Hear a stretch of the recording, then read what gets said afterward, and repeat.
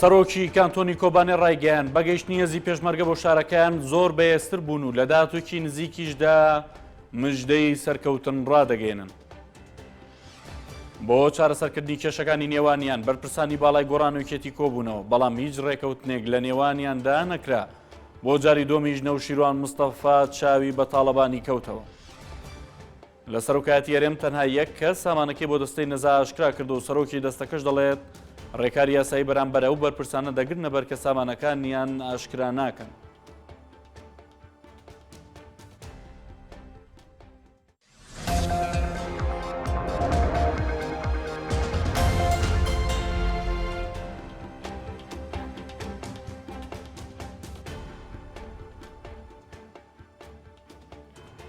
خۆشەویستان سڵاوتان لێبێ فەرموو نێو هەواڵەکان. سەرۆکی کانتۆنی کۆبانێ ڕایگەیان نردنی هێزی پێشمەرگە و پشگیری هەرێمی کوردستان بۆ کۆبانێ بەرخۆدانی کۆبانەی بەهێزتر کردو لە ماوەکی نزیکدا مژدەی سەرکەوتن دەدەنا گەلی کورد. ئەنوەر موستیم سەرۆکی کانتۆنی کۆبانێ ڕایگەیان نزیکەی 2 مانگە داعش بە چەکی قورزێرش دەکاتە سەر کۆبانێ و چەکی یەپەکە و یەپەژەش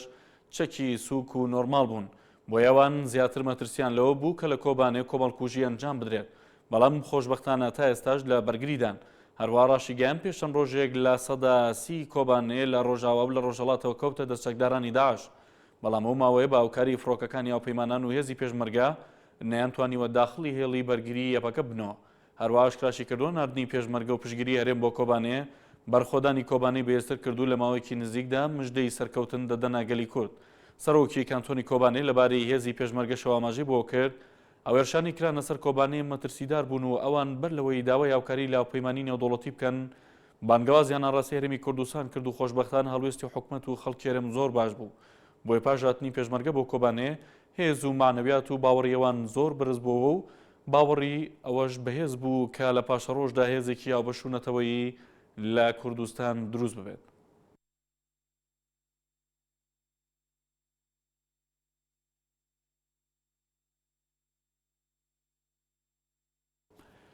بەڵێ بەڕێزان بۆ زانێری زیاتر لەسەر دوایین پێشات و ڕووداوەکان و ڕوبەڕووبوونەوەی نێوان چەکدارانی داعش و شەڕوانانی یەبەکە لە کۆبانێ نێردراوی NRT ئاسکەرم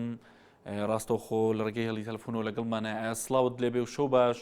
دوایین زانیاریەکان لە کۆبانێ چین؟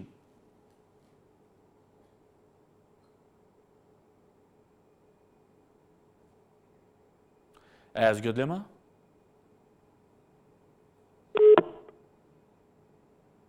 دیارە پەیوەندێکە پسڕا بۆ هیوای کە بتوانین دواتر وەری بگرینەوە و دوازانیارەکان لە سەر ڕەوشی ئێستای کۆبانێ بزانین. سەرۆکی دیوانی سەرۆکاتی هەرێمی کوردستان دەڵێت پێویستە سوپای عێراق لەگەڵ هێزی پێشمەرگەی کوردستان شەڕی داعش بکات. دەژڵێت قەزای شنگال لەلایەن پێشمەرگەوە کۆنتڕۆڵ دەکرێتەوە. فواد حوسێن سەرۆکی دیوانی سەرۆکاتی هەرێمی کوردستان سەبارەت بە نەناردنی موچەی هەرێمی کوردستان لەلایەن بەغداوە ڕایگەیان ئەگەر بزانن حەیدەرابادی سەرۆکوەزیرانی عێراق بە فەرمی باسی ڕەوانە نەکردنی موچەی هەرێمی کوردستانی کردووە بێگومان بە فەرمی وەڵامی دەدەنەوە. دواتر لە کۆنگرێکی ڕۆژنامەوانیدا فواد حوسێن سەرۆکی دیوانی سەرۆکاتی هەرێم بۆ ڕۆژنامەنووسان وتی باردۆخی ناوچەکە خراپ بۆ شەڕی داعشیش درێژخایەنە و ماوەیەکی زۆریش دەخایەنێت. پێویستە لە سوپای عێراقیش شەڕی داعش بکات، چونکە شەڕی داعش شەڕی هەموویانە. بۆیە هیوادارن سوپای عێراقیش بێتە سەرخەت بە تایبەتی لە سنووری هەرێم کە هێزی پێشمەرگەیان تێدا جێگیر کردو. هەروەوتی پێیان خۆشە سوپای عێراق هاوکاری پێشمەرگە بکات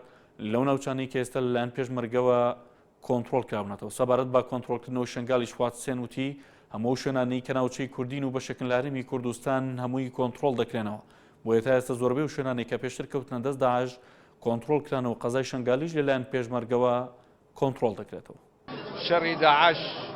شەڕێکی قورسە و شەڕێکی درێژخایەنە و هیوادارین لەشکری عێراقیش بێتە پێشەوە هاوکاری بکە. بەڕاستی ئێمە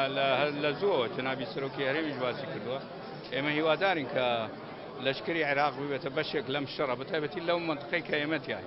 دوورنیا ئەوان لە منتقەیەکی تر لە دەوروبەری بەغدا بەشێکن لەو شەڕە، بەڵام لە منتقە بەڕاستی ئێمە پێمان خۆشە ئەوانی ژوێن بەشدار بن. هەموو ئەو شوێنانە کە شوێنی کوردەوارین بەشێکن لە کوردستان هەمووی ئازاد دەبێت و تا ئێستا ئەو زۆربەی هەرە زۆری ئەو گوندانە و ئەو شارۆچکانە کە کەوتە دەستی داعش سەرزگار کران بە هێزی پێشمەرگە و شنگاڵێکی شەلا ئەویش ڕزگار. دەچینەوە لای نێراوی NRT ئاسکرم لە سنووری کۆبانەی ئاز جارێکی دیکە سڵاوت لێبێ چی دەگوزارێت لە کۆبانەیە لە ئێستادا شەڕ و پێکدادان هەیە یاخود ناو دوای زانیاریەکانی کۆبانەی چین؟ بله دم باش لروشالات کوبانه ایشابی حیانها لدم جمیر هفت حیانی دوان دقیقان بله شارو پاکشون دنا برای شروان مسکینین پاراستناگل یپیو دو پالتش جاهز پیشمرگین کردستانی رو پروی چکدار داعش دبن لی هلبری کرن براوردی کرن دیگل شوان در بازوی ایرانیا شر و آستمین لشوان در بازوی تقامی لروشالات کوبانه او ایشف دهت دنگ تاقیه پیتر لنزیک جراکا 48 یا باشوری روشالات کوبانه بهت بیستن دهمان دمدال روش آوای کوبانه جار بجار هر دمجبه نزی 8 حیانی نها جار بجار دنگ تاقیه دوشکا و هر واسا توپن دور هاوی جنهزین پشمرگین کردستانی آراسته نزی گره ازاعه بکن لید همان دمدال او ایرشن روش آوای کوبانه چکدارن داعجی بچکن توپن دور هاویج و بچکن دوش کارنواتا نزی هفنین مینا شبن در بازوی ایرش کرن مینا لید بجیدا روش آوای کوبانه هر آلی لجه خدا توپانو بزدوش کان ایرشی هم دو دکن لئیش بجی لسر حلب کوبانه بالا فرن امریکای جاردن بردمانا هند جهنده عسکرین لحیانها نه زانین آیا زیان نوع بردمان امریکای چه بون لسر کوبان حلبه چون او جه بردمان امریکا پیکادی به تمامی لجر کنترول چکدارن داعش دایا هنه که زحمت آگاهین زرال لسر بردمان او بالا فرن امریکا بستانده. بله لە ئێستادا ئاراستەی شەڕکردن چۆنە ئاراستەی ڕوبەڕووبوونەوەکان لە کۆبانەی چۆنە شەڕبانە نییە بەکە و هێزی پێشمەرگە هێرش دەکەنە سەر چەکدارانی داعش یاخود چەکدارانی داعش هێرش دەکەن بەرەو کۆبانێ؟ بله ئەوە لە ڕۆژهەڵاتی کۆبانێ دەنگی تەقێت بهێت بیستن ئاراستەی شەڕ مینا شەوێن دەربازبووی نێزی هەمنینە لە شەوێن دەربازبووی پێتر هێزن پێشمەرگەین کوردستانی و شەڕوانên یەکەگێ لە ێرشی سەر چەکدارên داعش بکرد لێ ئەوان هات هێت بیستن لە ڕۆژهەڵاتێک کۆبانên هێت هەلێبین واتە هەردوو ئالی لە جێن خۆتانە جێن پێش شێدانە حیان هاتو ئەوە تو پێشراویەکە داعش نینە بوو ئالیە هێزن پێشمەرگە و هێزن شەڕوانên یەکەگێ بەلکو لە گۆڕای هەست چاسکانیان کۆ و NRT aşikara kiri belki hezin peşmerge ve hezin şervanın yetteki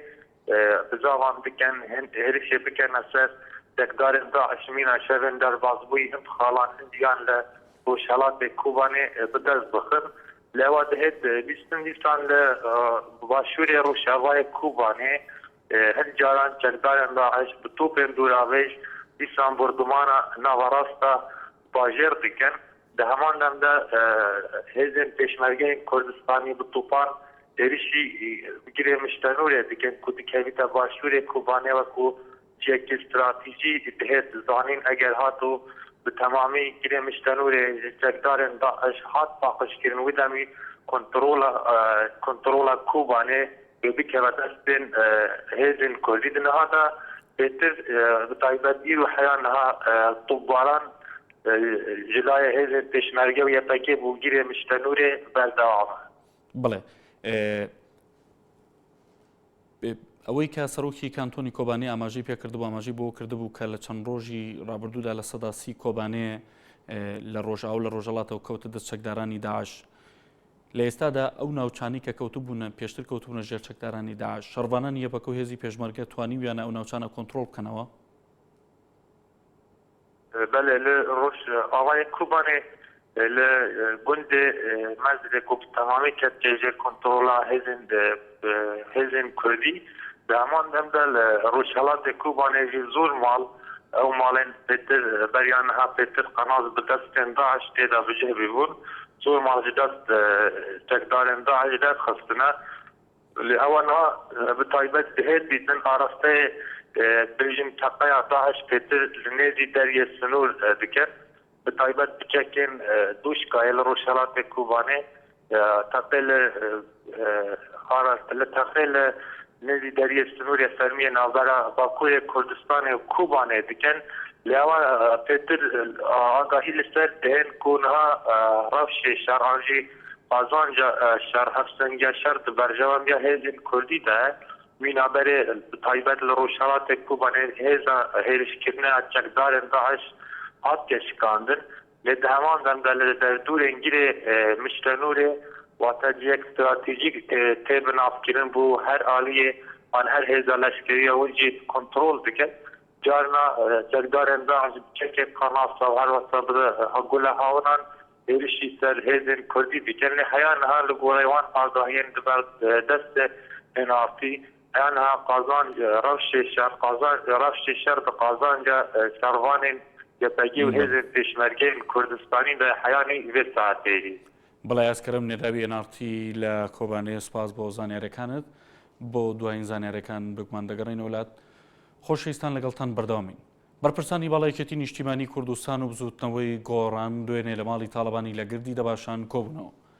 بەڵام بێەوەی لەسەر هیچ پرسێک ڕێککەون بەرپرسانی هەردوولات دەڵێن لە هەوڵدان بۆی پەیوەندیەکانیان ناسایی بکەنەوە کە بە درێژایی 5 ساڵی ڕابردوو هەڵکشان و داکشانی زۆری بەخۆ بینیوە و زۆر جاریش گرژی توند کەوتۆتە نێوانیان دوای کۆبوونەوەکەش وەفدەکەی گۆڕان چوونە لای تاڵەبانی و ئەوەش بۆ دووەم جار لە دوای گەڕانەوەی تاڵەبانی لە ئەڵمانیا نەوشیرا مستەفا چاوی پێی دەکەوێت بەرپرسانی باڵای یەکێتی نیشتیمانی کوردستان و بزوتنەوەی گۆڕان دەڵێن لە هەوڵدان بۆ ئاساییکردنەوەی پەیوەندیەکانیان کە وەک دەوترێت لە دۆخێکی باشدا نییە بە درێژایی تەمەنی بزوتنەوەی گۆڕان ئاستی پەیوەندیەکانی لەگەڵ یەکێتی هەڵکشان و داکشانی زۆری بەخۆیەوە بینیوە یەکێتی هەفتەیەکە خۆی بۆ کۆبوونەوەی وەفدی باڵای بزوتنەوەی گۆڕان ئامادە کردووە چونکە لە کۆبوونەوەکەی هەفتەی ڕابردووی مەکتەبی سیاسیدا بڕیاریدا بوو بۆ ئاساییکردنەوەی پەیوەندیەکانی لەگەڵ بزوتنەوەی گۆڕان کۆ ببێتەوە دوجار کۆبوونەوەی وەفدە باڵاکەی یەکێتی گۆڕان لە ماڵی تاڵەبانی ئەنجام درا بەڵام لە کۆبوونەوەکەدا هیچ ڕێکەوتنێک نەکراوە تەنها ئەوە نەبێت بڕیار دراوە لیژنەیەک لە نێوان هەردوولادا دروست بکرێت بۆ ئەوەی کۆبوونەوەی تر ئەنجام بدەن هەموو لایەنە سیاسیەکان بۆ ئەوەی قۆناغێکی تازەی ئاساییکردنەوەی پەیوەندیەکان لەم هەلومەرجە گرنگەی کوردستانی عێراقا بۆ ئەوە بووە لە کۆبوونەوەکەی یەکێتی گۆڕاندا تەنها ڕێگە بە دەستگا ڕاگەیاندنەکانی هەردوو حەزب درا ڕووماڵی کۆبوونەوەکە بکەن بۆیە بەرپرسانی هەردوو لاژ تەنها قسەیان بۆ دەستگاکانی خۆیان کرد کاکدەشوران چی فەرمووایە کۆبوونێکی باش بوو ئەو ساڵبندانەی کە ئەمە پێشتر و تومان ئەتوێنینەوە توانمانەوە و لەمەودا کۆبنەکانمان بەردەوامە بێ و نەخشە ڕێگایەکیش ئەبێ بۆ کۆی ڕووداوەکان نا هیچ وێرەقەیەک واژۆ نەکراوە بەڵام لژنەشمان پێکێنەوە بەڵام کۆبنەکان بەردەوامە بێ و تەفاعولمان هەیە بۆ هەموو شتەکە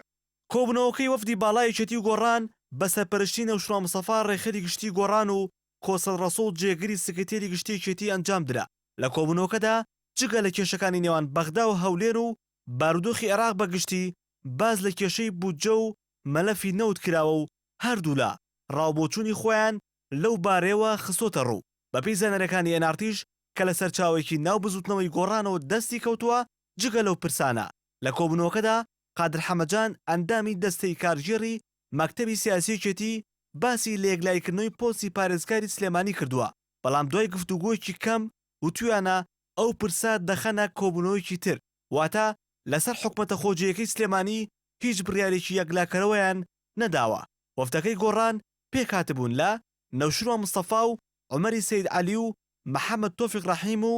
جەلال جەوهەر و ئاکۆ حەمەکەریم وەفدەکەی یەکێتیش لە کۆسەر ڕەسوڵ و هێرۆ ئیبراهیم ئەحمەد و مەلا بەختیار و قادر حەمەجان و عومەر فەتاح و دلێری سەیمەجید پێکهاتبوون کە پاش کۆبوونەوەکە ئەندامانی هەردوو وەفدەکە چاویان با جەلال تاڵەبانی سکرتێری گشتیەکێتی کەوتووە ئەم شوێنە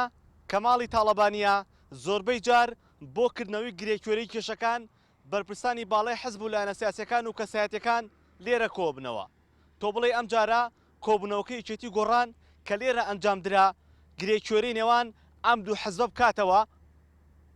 هێمن مەحموود نارتی سلێمانی سەرۆکی دەستەی نەزای هەرێمی کوردستان ڕایگەیان تا ئێستا تەنها وەزارەتێک و 3 دەستە سەرجەم فۆرمەکانی دەستەی نەزەهان گەڕاندۆتەوە و سەرۆکاتی هەرێمی کوردستانیش یەک فۆرمی دەستەکەی پڕ کردوتەوە و گەڕاندوێتەوە بۆ دەستەکە هەرێکە لە پەرلەمانی کوردستان و ئەنجومەنی دادوەریش لە سەدا 98 فۆرمەکانیان گەڕاندوێتەوە. دەستەی نەزاهی هەرێم ژمارە و ڕێژەی گەڕانەوەی ئەو فۆرمانەی ئاشکرا کرد کە دەستەکە بۆ ئاشکراکردنی بەژەوەندە داراییەکان بۆ بەرپرسانی هەرێمی ناردبوو کە تا ئێستا تەنها یەک وەزارەت و 3 دەستە سەرجەم فۆرمەکانیان گەڕاندوێتەوە بۆ دەستەکە و سەرۆکایەتی هەرێمیش تەنها لە سەدایەکی ئەو فۆرمانەی گەڕاندوێتەوە و بەرپرسانی دەستەی نەزاهیش دەڵێن ئەوان ڕێکاری یاسایی لە بەرامبەر فۆرمانەگەڕاوەکان دەگرنە بەر بەسە زەوی حالەتەکان ئەگەر حالەتێکمان توش بوو بەڵێ من ناینێرم پڕی ناکەمە ئەو کات بە ئاسانی مادەی 90 لەسەر تەطبیق دەکەین کە غەرامەکردنە بەس ئەمە ئەو سەلاحەتمانەیە کە غەرامەی بکەین. بەپی ئامارەکانی دەستەی نەزاها پەرلەمانی کوردستان 98 و ئەنجومەنی دادوەری 98 و حکوومەتی هەرێم 170 فۆرمەکانیان گەڕاندوێتەوە بەڵام سەرۆکایەتی هەرێم وەک بەرزترین دەسەڵاتی هەرێم تەنیا یەک فۆرمی گەڕاندوێتەوە. هەروەها هەریەکە لە وەزارەتەکانی خوێندنی باڵا و کاروباری کۆمەڵایەتی و شەیدان و ئەنفاکراوەکان و 3 دەستەیش هیچ فۆرمێکیان بۆ دەستەی نەزاها نەگەڕاندوێتەوە. لە ئێستاشدا لیژنەی نەزاهی پەرلەمانی کوردستان و دەستەی نەزاها سەرقاڵی بە دواداسوونی ئەو فۆرمانن کە نەگەڕێناونەتەوە. بەپێی یاسای ژمارەی 2011 ئەو ئیزراعاتە دانراوە بۆ بێگومانیش دەستەی دەسپاچی لە هەرێمی کوردستان ئیزراعاتی خۆی و کاری فەنی خۆی لەو بارەیەوە دەگرێتە بەر. ئێمەش وەکو لیژنەی دەسپاچی لە پەرلەمانی کوردستان لەگەڵ دەستەی دەسپاچی لە هەرێمی کوردستان لە پەیوەندی و لە سەرخەت دەبین بۆ چارەسەرکردنی ئەم کێشەیە. دوای ئەوەی دوو جار وادەی گەڕانەوەی فۆرمەکان درێژ کرایەوە بەڵام تا ئێستا بەشێک لە بەرپرسان فۆرمەکانیان نەگەڕاندوێتەوە بەپێی یاسای دەستەی نەزاهیش هەر بەرپرس و کاربەدەستێک لەو کاتێک کە دەستەکە بووی دیاری کردووە فۆرمی ئاشکراکردنی سەروەت و سامانەکەی نەگەڕێنێتەوە ئەوا سزای دارایی دەدرێت کە ساگە لە ملیۆنێک دینار کەمتر نییە و لە 3 ملیۆن دیناریش زیاتر نییە. هێرشقادر NRT هەولێر. لا دوم ڕۆژی دیداری مێری بۆ ئاشتەوایی کە لە شاری هەولێر بەڕێوە چووە نستوتی کوردی خۆرڵاتی ناوەڕاست سەرپەرشتی دەکات بەگشتی بارودۆخی کورد لە خۆرڵاتی ناوەڕاست و دەوڵەتی کوردی گفتوگۆی لەسەر کرا. نێچیروان بارزانیش لە وتێکدا ئاماژی بۆ کرد هەرێمی کوردستان بۆ تەفاکتەری سەخەمگیری لە ناوچەکەدا. لە میانی بەشداریکردنیاندا لە دیداری مێری بۆ ئاشتەوایی کە ئینستیتوتی کوردی ڕۆژهەڵاتی ناوەڕاست بۆ توێژینەوە ڕێکی خست بوو هەر یەک لە نێچیروان بارزانی سەرۆکی حکوومەتی هەرێمی کوردستان بەرهەم ساڵح و گوڵتان کشناک ژنە سیاسەتمەداری باکووری کوردستان گفتوگۆیەکی کراوەیان لەسەر و گۆڕانکاریانە کرد کە لە ئێستادا بەسەر نەخشەی سیاسی ڕۆژهەڵاتی ناوەڕاست ڕوودەدات بە تایبەت پرسی هاتنی داعش بۆ سنوورەکانی وڵاتی سووریا و عراق. پرسی دەوڵەتی کوردیش یەکێک بوو لە پرسەکانی گفتوگۆکراوەکە کە بۆچوون و تێڕوانینی جیاوازی تێدا خرایە ڕوو. گوڵتان کشناک هاوسەرۆکی شارەوانی ئامەد لەبارەی پرسی چارەسەری پرۆسەی ئاشتی لە باکوور ڕایگەیاند هەڵوێستی تورکیا بەرامبەر بە ڕۆژاوای کوردستان لە هەمبەر چەکدارانی داعش ئەم پرۆسەی تووشی جەڵتەی دڵ کرد. هەروەها تورکیاشی بە هاوکاریکردنی چەکدارانی داعش لە دژی کۆبانێت تۆمەتبار کرد. لەبارەی پرسی دەوڵەتی کوردیشەوە بەشێکی تر لە سیاسەکان ڕایەن وایە ئێستا لە بری دەوڵەتی کوردی کۆنفیدرالی بە باشتر دەزانن. من پێم وایە کورد ئێستا هەلومەرجێکی گرنگی واتەتە پێشەوە چه پێش پشتیوانیان نێو دەوڵەتیەکان و چه پێگەی خۆی کورد کە ئێستا لە باتی لە سەنگەری دژە تیرۆرە کورد ئێستا لە منتیقەکە و کورد ئێستا بە ئەبێ سیغەیەکی تر ئەویش کۆنفیدرالیە لەگەڵ عێراق بتوانێت کار بکات. ورژاندنی پرسی دەوڵەتی کوردی لە ئێستادا کە بە شێوەی مەحاڵ باسکرا لە کاتێکدایە کە لە ماوەی چەند ساڵی ڕابردوودا بەشێک لە سەرکردەکانی کورد بە تایبەتیش سەرۆکی هەرێمی کوردستان لە کاتی بۆنەکاندا وەکو مژدە بە خەڵکی هەرێمی کوردستانی ڕاگەیاندووە. ئەگەر ڕازگۆ بین لەگەڵ خۆمانە پێویستە وەزعی خۆمان چاک بکەین بۆی بتوانین ئەو ئامانجەی گەلەکەی خۆمان بێنینەتی. هۆکارەکەی هۆکاری سیاسی و نەبوونی ئیرادەی سیاسی ڕاستەقینەیە. پێویستمان بە یەخستنەوەی هێزی پێشمەرگە هەیە، پێویستمان بە چارەسەرکردنی کێشەکانی حکومڕانی خۆ بەخۆی کرد هەیە، پێویستمان بەوەی حکومڕانیەکەمان حکومڕانیەکی هاوڵات بۆ خزمەتی گشت هاوڵاتیان بێ دوور لە تەستێوەردان. هەڵبەتە ئەمە کەڵەکە بووی ساڵەهای ساڵی ڕابردووە. دیداری میری ئاشتەوایی ماوەی 2 ڕۆژە لە شاری هەولێر بابەشداری دەیان سیاسەتمەداری ناوخۆ و بیانی بەردەوامە و لەلایەن ئەنستیتوتی کوردی ڕۆژهەڵاتی ناوەڕاستەوە ڕێکخراوە. فەرمان محەممەد NRT هەولێر. وەزیری بەرگری بەریتانیا لە هەرێمی کوردستان کەم پەشیڕانانی وڵاتەکەی بەسەر کردەوە کە هێزەکانی پێشمەرگە لەسەر بەکارهێنانی چەکی قورس ڕادەیەنێ و لە ئێستاشدا چەندێکەیەکی هێزەکانی پێشمەرگە ڕاهێنراون لەسەر بەکارهێنانی چەکی قورس. وەزیری دەروی بەریتانیا پشتیوانی وڵاتەکەشی بۆ هێزەکانی پێشمەرگە لە ڕوبەڕووبوونەوەی داعشدا دەربڕی. مەشق و ڕاهێنانی هێزەکانی پێشمەرگە لەلایەن شارەزایانی سەربازی وڵاتی بەریتانیا زیاتر لە 30 ڕۆژە دەستی پێکردو و بڕیاریشە تا کۆتایی شەڕی نێوان هێزی پێشمەرگەی کوردستان و چەکدارانی داعش بەردەوام بێت. هاوکات لە سەردانێکیدا بۆ هەرێمی کوردستان وەزیری بەرگری بەریتانیا یەکێک لەو شوێنانەی بەسەر کردەوە کە تێیدا ڕاهێنان لەسەر چەکی قورس بە هێزەکانی پێشمەرگە دەکرێت. لە بەرامبەر پشتیوانی وڵاتەکەیشی بۆ هێزی پێشمەرگە وەزیری بەرگری بەریتانیا ڕایگەیاند ئەوان پاڵپشتی هێزی پێشمەرگە دەکەن چونکە شەڕی چەکدارانی داعش بە تەنیا شەڕی پێشمەرگە و ناوچەکە نییە بەڵکو شەڕی هەموو جیهانە. خۆشحاڵم بەشداری لە خولی کۆتایی کۆرسێکی مەشق و ڕاهێنانی پێشمەرگە دەکەم. بەشێکی مەشقەکان تەواو بوون و ئێستاش سەگەکان دەبرێن بۆ هێڵی پێشەوە. بەڵام ئەوە کۆتایی پاڵپشتی نییە و پاڵپشتی هێزی پێشمەرگە دەکەین تا کۆتایی شەڕ. هێزی پێشمەرگە بە هاوکاری فڕۆکە جەنگیەکانی وڵاتانی هاوپەیمانی لە ڕوبەڕووبوونەوەی چەکدارانی داعش و کۆنتڕۆڵکردنەوەی بەشێک لە ناوچەکان سەرکەوتنی تۆمار کردووە. بەڵام لە ئێستادا لە ڕووی مەشق و ڕاهێنانی سەربازی و جەستەیی لەلایەن ڕاوێژکارانی سەربازی بەریتانی مەشقیان پێدەکرێت و لە ئێستادا دوو یەکی ڕاهێنراوی پێشمەرگە لە سەرچەکی قورس ئامادە کراون بۆ بەشداریکردن لە شەڕ لە هەر کاتێکدا ئەگەر پێویست بکات. پشتیوانی هاوکاری زیاتر هەیە لە ڕووی چەک و تەقەمەنی و پێداویستەکانی تر و هیوادارین هەموو ئەو بەیەکەوە تەواوکەر یەک بن و بۆ ئەوەی بتوانین دوژمنەکەمان بشکێنین. یەکێک لەو چەکانەی کە هێزی پێشمەرگە ڕاهێنانی لەسەر دەکات بریتە لە دۆشکەی 12.7 ملیم کە لە کاتی بەکارهێنانی 3 کەس کاری لەسەر دەکات کە بە چەکی ناوەند و دژەتانگیش ناسراوە. بەشێک لەو پێشمەرگانش کە بەشداریان لە ڕاهێنان و مەشقەکان کردووە خوازیاری ئەوەن ڕاهێنانەکان بەردەوامی هەبێ و هەموو هێزی پێشمەرگەش بەشداری پێ بکرێت. تەقەمان کرد لەسەر ئەم دۆشکەیە. یعنی هەدەفەکان زۆر وازەحە پێشمەرگەیتیان نییە بڵێ من لە هەدەف نادەم بەڵام لە دوای 4 فیشەک هەتاکم سابتێکی کە سابت بوو ئیتر بە تاکیدی لێدەم. بەریتانیەکان کە دەرز بە ئێمادن بەڕاستی زۆر باشن. چەکەکەشی تر کاریگەرە ینی چەکێکی ئاسانکارێکی زۆر کرد. ماوەی زیاتر لە 30 ڕۆژە لەلایەن ڕاوێژکارانی سەربازی بەریتانی مەشق و ڕاهێنانی سەربازی و چۆنێتی بەکارهێنانی چەکی قورس بە هێزی پێشمەرگە دەکرێت. تا ئێستاش 4 یەکەی هێزەکانی پێشمەرگە ڕاهێنانیان پێکراوە. هەر خولێکی ڕاهێنانیش ماوەیەک هەفتە دەخایەنێت. بڕیاریشە زیاتر لە 500 پێشمەرگە لە مەشق و ڕاهێنانەکان بەشداریان پێ بکرێت. شێمەجاف NRT هەولێر. بەپێی زانێرەکانی نارتی سەردانەکەی وەزیری بەرگری عێراق بۆ هەولێر هیچ ڕێکەوتنێکی لێ نەکەوتوتەوە لەگەڵ وەزارەتی پێشمەرگەدا. هاوکات وەزارەتی پێشمەرگەش پێدانی چەکی قورس و خەرجکردنی موچەی وەک مەرج داناوە بەرامبەر هاوکاریکردنی سوپای عێراق بۆ گرتنەوەی شاری مووسڵ. وەزارەتی پێشمەرگەی کوردستان لە ڕێگەی وەزیری بەرگری عێراقەوە داوایەکیان لە حکوومەتی عێراق پێگەیشتووە کە یارمەتی و هاوکاری سەربازی پێشکەش بە سوپای عێراق بکەن لە پێناو ڕزگارکردنی شار و شارۆچکەکانی پارێزگای مووسڵ. ئەم داوای بەغدا بە کۆمەڵێک داوا و پێشنیازی هەرێمی کوردستان وەڵام دراوەتەوە و هەرێم دەخوازێت لە بری هاریکارەکانی هەرێم بەغدا چەکی قورس و موچەی پێشمەرگە ڕەوانە بکات. جەباریاوەر ئەمینداری گشتی وەزارەتی پێشمەرگەی کوردستان ڕایگەیان سەردانەکەی وەزیری بەرگری عێراق هیچ مەرجێکی بۆ لایەکی تردا نەناوە و هیچ ڕێکەوتنێکی لێ نەکەوتوتەوە. تەنیاوە نەبێ کە هەردوو لە کۆمەڵێک پێشنیازیان خستۆتە بەردەم یەکتر و بۆ ئامانجەی دوای خوێندنەوەیان هەردوو لە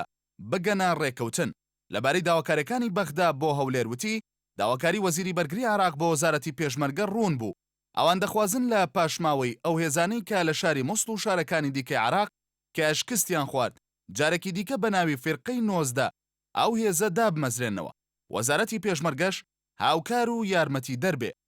ئەمینداری گشتی وەزارەتی پێشمەرگە وەشی ڕاگەیان ئەوان وەک وەزارەتی پێشمەرگەی کوردستان کۆمەڵێک پێشنیاز کە خۆی لە هەشخاڵ دەبینێتەوە با وەزیری بەرگری عێراق داوە و تیایدا باسی چەکی قورس و موچەی پێشمەرگە و چەند پرسێکی دیکە کراوە. لە وەڵامدا وەزیری بەرگری ڕایگەیاندووە دوای تاوتوێکردنی پێشنیازەکان لەگەڵ سەرۆکوەزیرانی عێراق حەیدەر عیبادی وەڵامی فەرمی دەدەنەوە. بەڵام پێشنیازەکانی بەغدا و پێشنیازەکانی هەولێر جارێ خوێندنەوەیان بۆ دەکرێت و هیچ ڕێکەوتنێک لەسەر هیچ پرسێک نەهاتۆتە ئاراوە. جەباریاوەر هەروەها وتیشی بەغدا داوای کردنەوەی بنکەیەکی سەربازی کردووە لە هەرێم و دەخوازێ بنکەی فێرقەی 19 تیایدا مەشق وەربگرن و وەڵامی هەرێم بۆ بەغدا ئەوە بووە کە پاش پرس و ڕا لەگەڵ حکوومەتی هەرێم وەزارەتی پێشمەرگە وەڵامی فەرمی خۆی دەداتەوە.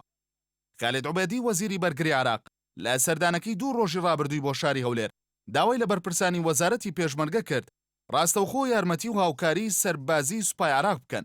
بۆی بتوانرێت ناوچەکانی پارێزگای موسڵ لەژێر کۆنتترۆلی چەکدارانی داعش ڕزگار بکرێن. لە بەرامبەریشدا بەرپرسانی وەزارەتی پێشمەرگە داوایان لە وەزیری بەرگری کرد کە بە زووترین کات موچەی پێشمەرگە خەرج بکرێت بە پێی زانیارەکانی NRT کە لە بەرپرسێکی وەزارەتی پێشمەرگەوە وەریگرتووە. وەزارەتی پێشمەرگە بە مەرج ڕازی بووە تا یارمەتی و هاوکاری سەربازی پێشکەش بە سوپای عێراق بکات. مەرجەکانیش بریتی بوون لە پڕچەکردنی هێزی پێشمەرگە بە چەکی قورس و لەگەڵ خەرجکردنی موچەکانیان لەلایەن وەزارەتی بەرگری عراقەوە. لە بەرامبەردا عوبێدی بەڵێنی جێبەجێکردنی یەک لەو دوو مەرجەی بەرپرسانی وەزارەتی پێشمەرگەی داوە و ڕایگەیاندووە کە لە کاتی هاتنی چەکی قورس بۆ عێراق بەشی هەرێم لەو چەکانە ڕەوانەی هەرێم دەکا. بەڵام لەبارەی خەرجکردنی موچەکانیانەوە وەزیری بەرگری ڕاشکاوانە وتوێتی خەرجکردنی موچەی پێشمەرگە لە دەستی ئەو دانیە و ڕەزامەندی حکوومەتی بەغدای پێویستە. ئەو بەرپرسەی پێشمەرگە کە پێی باش نەبوو ناوی ئاشکرا بکرێت ئاماژەی بەوەش کرد متمانە لە نێوان هەولێر و بەغدا نەماوە، هەرچەندە بەغدا لە زاری وەزیری بەرگریەوە بەڵێنی داوە کە چەکی قورس بۆ پێشمەرگە ڕەوانە بکات، بەڵام بە گشتی چاوەڕێیەوە ناکرێ بەغدا بەڵێنەکەی جێبەجێ بکات.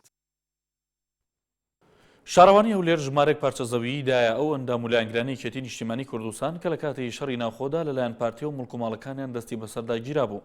سەرۆکی شارەوانی هەولێریش دەڵێت دابەشکردنی ئەو زەویانە لە دەرەوەی دەسەڵاتی شارەوانیەکان بووە.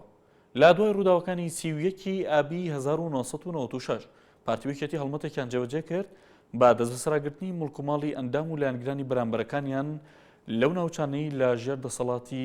هەریەکێکیاندا بوو. سەرۆکایەتی شارەوانی هەولێر ژمارەیەک پارچە زەوی بەسەر 95 هاوڵاتی دابەش کرد بە پێی زانیاریەکانی NRTش دابەشکردنی پارچە زەویەکان وەک قەرەبووکردنەوەی لایەنگرانی یەکێتی نیشتیمانی کوردستان بووە دوای ئەوەی لە شەڕی ناوخۆدا مڵکەکانیان لەلایەن پارتی دیموکراتی کوردستانەوە دەستی بەسەرداگیراوە و تاکو ئێستاش ئەو مڵکانە بۆ خاوەنەکانیان نەگەڕێنراوەتەوە. لە بەرامبەردا بابڕیارێکی ئەنجومەنی وەزیران 250 مەتر زەوی وەک قەرەبوو بۆ ئەو هاوڵاتیانە دراوە. ئەو قەرەبووکردنەوە نییە بەڕاستی، چونکە هەم لە ئەوەی کە تۆ لە دەستت داوە بەهۆی شەڕی ناوخۆ مقابلی ئەوە نییە کە ئێستا تۆ وەریدەگری. بۆ نمونە من خانووەکەم نزیکەی 600 مەتر بووە، ئێستا 250 مەترە 200یان پێداوم، بەڵام 50 کەیتر ئەبێ لەگەڵ 4 کەس، یعنی دیسانەوە مشکلەیەکی زۆر گەورەتریان دروست کرد. یەکەم جارە لە هەرێمی کوردستان قەرەبووی ئەو کەسانە بکرێتەوە کە لە شەڕی ناوخۆی نێوان پارتی و یەکێتی لەسەر ئینتیمای سیاسی بۆ لایەنێکی دیاری کراو مڵکەکانیان لەلایەن یەکێ لە حیزبەکان دەستی بەسەرداگیراوە. لە بەرامبەر دابەشکردنی 95 پارچە زەویش بەسەر ئەو هاوڵاتیانە سەرۆکی شارەوانی هەولێر دەڵێت دابەشکردنەکە لە دەرەوەی دەسەڵاتی شارەوانی هەولێر بووە چونکە بە فەرمانی ئەنجومەنی وەزیران بووە. ئەو قەرەبۆیە نووسراوی ئەنجومەنی وەزیرانە بۆمان هاتێ ئێمە وەک سەرۆکی شارەوانی جێبەجێ دەکەین کە ئەمرا دەرێ قەرەبۆ بکرێنەوە ئەو هاوڵاتیانە بە 250 مەتر زەوی ئێستا ئێمە جێبەجێ دەکەین. شەڕی ناوخۆی نێوان پارتی دیموکراتی کوردستان و یەکێتی نیشتیمانی کوردستان نزیکەی 4 ساڵی خایاند و تیایدا هەزاران قوربانی لێکەوتەوە و تا ئێستاش ئاسەواری شەڕی نێوانیان کاریگەری بەسەر لایەنگرانی هەردوو حیزبەکەوە ماوە. ئەمە جگەلەوەی شەڕی نێوان یەکێتی و پارتی بۆ هۆکاری ئاوارەیی بەشێک لە لایەنگرانی ئەو دوو حیزبە و دەست بەسەرداگرتنی مڵک و ماڵی لایەنگرانی هەردوو حیزب. ڕێبوارکاکەی NRT هەولێر. پارێزگای دۆک ڕۆژانە پێویستی بە زیاتر لە 200 تەن غازەیە و لە ئێستاشدا نزیکەی 90 تەن غاز دەگاتە دۆک و ئەوش بۆتە هۆی کەمی غاز لە بازارەکانی دۆکدا و سەرۆکی ئەنجومەنی پارێزگای دۆکیش ڕایگەیان نەبوونی کارگێکی غاز هۆکاری سەرەکی دروستبوونی کێشەی کەمی غازە لە دۆکدا. دهوک روزانه پدوی 200 تن غازه لنها دبتن 9 تن گهنه دهوکه اوجی به کارا پیدا بونا قیران غازه چوانیا و دیدنا رگه چاره هم بو قیرانه بیده برنامه رنشتنه گا جوادا پارزگه ها دهوکه سروک انجمن پارزگه هجی نبونا پالاوگه هانو کارگه غازل دهوکه به کارا سرگی وان قیرانان بینید. از بجمه ها کو آرشاما یا تایبتی پارزگه ها دهوکه توی دایا کو مقالاوگه هکنینه و هرچند هم کتینه به قیرانه لی پیداگیریه که باش هم دکن گل حکمت خویا هرما کردستان نخواست ما وزارت سامان سروشتی که هر چیزی تر و کم تا گهدار که عجی هاتیا بو ترخان کرن پیدویه پالاوگه که پارێزگە ها دهۆکێ بێتە دانان هەروەسا کارگەهە کاغازێژی کل دهۆکێ بێتە دانان ڕێبەبەری بەڵافکردنا بەرهەمێن گازل دهوکێ ڕاگەهاند ئەو دهاوڵە زێدەکردنا بەهرا غازێنە و ئەوێ ji کۆمپانیا قەیوان باژێرە سلێمانیەش بوو دهوکێ بهێتە شاندن مال دهی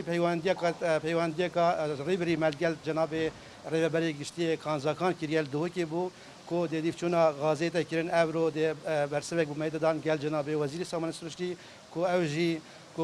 شەریکە قەیوان کۆمپانیا قەیوان سلێمانیە بۆمە بەهرامە پارێزگەها دهوکێ زێدەگەت بەرێ جێدەری دابینکردنا غازێش بووی دهوکێ پارێزگەها کەرکووکە کو بەریە نەها ڕۆژانە 150 تن دهاتنا دابینکردن لێ نەها ئەف ڕێژەدا بەزیە بوونۆ تانان و بوویە هوکارا کێمبوونا غازێ هاوڵاتیژی دەبێژن لە وڵاتێ نەفتێت ژین لە هەیە نەها دەقەیرەنا سوتەمەنیە ڕزگار نەبووینە قدرەت محمود ئێنارتی دهوک بەشێکی پرۆژەکانی خەزای ڕانی ڕاگیراوە بە تایبەت پرۆژەکانی ڕێگابان کە بڕیار بوو لە ناوڕانێدا جێبەجێ بکرێن و ئەواش نیگەرانی بەشێکی هاوڵاتانی لێکەوتۆ بەرپرسانی ئیداری خەزاکەش دەڵێن قەیرانی دارایی و نەناردنی پێشینی بەڵێندران لە لایەن حکوومەتەوە هۆکاری دواکەوتن و درەنگتەوابوونی پرۆژەکانە. لە ساڵی ڕابردوو پێش دروستبوونی قەیرانی دارایی لە هەرێمی کوردستان ژمارەیەک پرۆژەی جۆراوجۆر لە سنووری قەزای ڕانەچوونە بواری جێبەجێکردنەوە بەڵام پاش ماوەیەک لە قەیرانی دارایی و نەدانی پێشینەی پرۆژەکان بە بەڵێندەران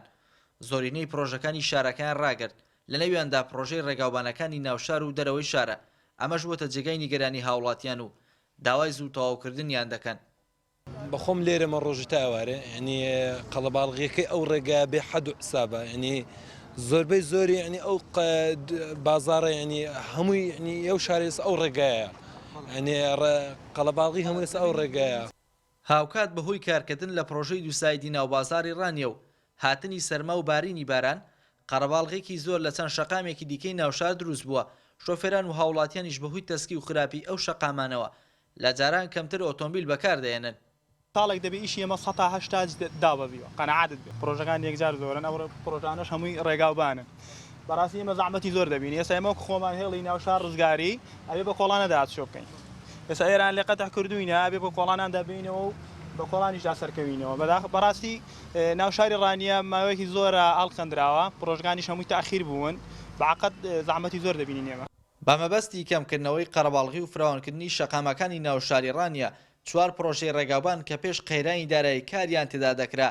لە ئێستا کارکردن تیاندا وەک پێویست نییە و ڕاگیراون بارپرسانی ئیداری ناوچەکەش کێشەی دارایی هەرێم و نەناردنی پێشینە بە بەڵێندەران لەلایەن حکوومەتەوە بە هۆکاری دواکەوتن و درەنگتەوابوونی پرۆژەکان دادەنێن. بەهۆی درەنگ پێدانی سلفە لەلایەنە پەیوەندیدارەکان و کەمی لایەنی دارایی لەلایەن کۆمپانیەکانەوە بەشێک لە کۆمپانیەکان کارەکانیان بەسستی دەڕوە کە بۆتە هۆی ئەوەی کە گلەی هاوڵاتیان زۆر دروست ببێەوە ئومێد دەکەین لە ئایندەیەکی نزیکدا دوای چارەسەرکردنی بارودۆخە داراییەکە سەرجەم و پرۆژانی کە لە بواری جێبەجێکردندان بە کۆتا بگەن و ئەوانەی کە وەستاویشن بکەونەوە کار. باشێکی تر لە نیگەرانی هاوڵاتیانی ڕانی ئەوەیە لە ڕابردووشدا و پێش دروستبوونی قەیرانی دارایی لە هەرێم پرۆژەکان لە وادەی خۆیان تەواو نەکراون یاخود کوالەتیان وەک پێویست نەبووە بۆیە داوادەکان حکوومەت چاودێری زیاتر بخاتە سەرکاری کۆمپانیەکان لە هەرێمی کوردستان. هەنگاو مەحەمەد ئێنارتی ڕانیە. نزیکەی 1300 داوارە لا گوندێکی سەر بە خەزای سێمێلدا دەژین و لە ئێستاشدا پێویستیان بە دابینکردنی خزمەتگوزاریەکانە و ئاوارەکانیش دەڵێن بەوەی کەمی خواردن و پێداویستیەکانیانەوە لە بارودۆخێکی خراپدا دەژین و داواش لەلایەنە پەیوەندیدارەکان دەکەن پێداویستیەکانیان بۆ دابین بکەن. ئەڤە ئەو دیمەنن یەن کو حکوومەت هەموو جاران بەحسێ دیزاین و خۆشکردنا جهێن ئاوارەت هێتەکردن حکوومەت چاوا ڕازی بووە پرۆژەیەکی UNCR بڤی ئاوای وەرگریت هەکە ڕێکەوتنên هەندێک کەسان دیگەل بەلیندەران نەبن. ئەمە خوازنل بەری شلیە و بەری جەمەرێ و بەری ڕزالەتێ چێ بکەن باهۆر بگەش خۆی تیت بینیف هەریە بۆ هەرگی زار و نکارش باندەرارە هەریەدە چن نکارن بمەشی یعنی حالی ما پیسر ئەف دەراها هەموو تژی ئابوولمە چادر بە هەرگیلمە تژی ئابوو زێدەتر ji milyar dînaran li gorî dîvçûnên saziyên ragihandinê gendalî di keysa awareyên Herêma Kurdistanê da peyda bûye. Edbiya herî û berevcemedê ça em rastî em wehîd dibin bes em tehemlê dikin ئەم حملێت بکەن مەجبورە ئەم شغل خودی ئانیە سەرێمە خەلکی ئاوارەژی بێژن حلی بوویم گازندان و هەر جار گرەڤگرتن و هەر تشتوەکی خۆیە یعنی هەم قسێ بکەن نەکەن وەکە ئێکە چم بکەن چم نەکەن ئەو ژیت بێنن کەمپا چاوایە و ئەمە چاوانە و تەسەرفاتت مە چاوانە ئەو ژی وەکە مەد بەهێنن داعی نینم بەحڕکینە ئەفکەم زێدەتر ji 1000 çadiran têdana û piştî çendîn nerazîbûnan niha hikûmetê heta radeyekê kêşawan wekû çareserî stoyê xwe vegirtiye. ev zehmete pavê xwedê ha ez seqetim kan ha ez ketim ez bi darekî hamil meşîm ev rebilعالم halekî me nîne. Bi bihana me rezamendî şkempê wernegirtiye rêk nedan baxivin û viya vîdyoyên xwe jî jêbin çunku ewa hatîkirin serpêçiye. Pirs ew e li çi cihekê heye rexneyê li karê çadirgehê bigirîn û ew xwe rezamendiyê bikin. Yusuf Musa NRT Kempa Wacid Gendalan. لا کۆتاییدا گرنگترین ناونیشانەکان سەرۆکی کانتۆنی کۆبانێ ڕایگەیان بەگەشتنی هێزی پێشمەرگە بۆ شارەکان زۆر بەهێزتر بوون و لە داهاتوێکی نزیکیشدا مژدەی سەرکەوتن ڕادەگەێنن بۆ چارەسەرکردنی کێشەکانی نێوانیان بەرپرسانی باڵای گۆڕان و کێتی کۆبوونەوە بەڵام هیچ ڕێکەوتنێک لە نێوانیاندا نەکرا بۆ جاری دومیشە نەشورە مستەفا چاوی بە تاڵەبانی دەکەوێت لە سەرۆکاتێرم تەنایە کە سامانەکەی بۆ دەستەی نەزا ئاشکرا کردو و سەرۆکی دەستەکەش دەڵێ ڕێکاری یاسایی بەرامبەرە و بەرپرسان دەگرنە بەر کە سامانەکانیان ناشکران ناکەن هەواڵەکانتان پێشکەشکرا بە هەمیشە سەردانی سایتی NRTTV.com کرد کامەران